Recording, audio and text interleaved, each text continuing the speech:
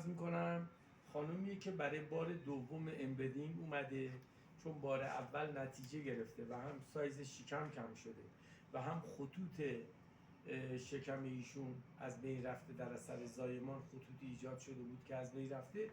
الان برای بار دوم ایشون تشریف آورده. متاسفانه چون چهره ایشون رو نمیتونم بگیرم، فقط سوالی ازشون میدم.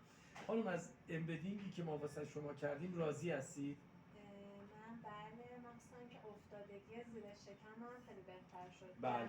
شما چون از این روش راضی بودید، خواهراتون هم گفتید بیان، درسته؟ بله بله. الان 3 تا خواهر، هر 3 تا دارید امشب برای امبدینگ آماده میشه. بله. بسیار خوب، خیلی ممنون از رضایت شما. مرسی از شما. متشکرم، خیلی ممنون.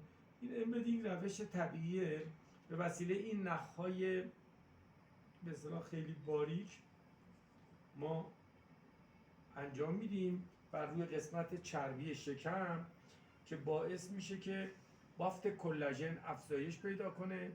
همینطور که میبینید روش خیلی راحتیه.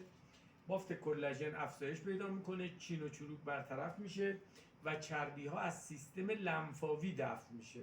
این خیلی مهمه، به خاطر اینکه از سیستم لنفاوی یک سیستم دفع چربیه که وقتی چربی ها لیز بشه و دفع بشه، باعث میشه که بیمار به تدریج لاغر بشه و اشتهاش هم به اصطلاح کم بشه.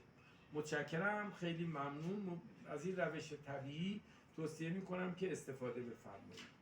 خدا حافظ شما.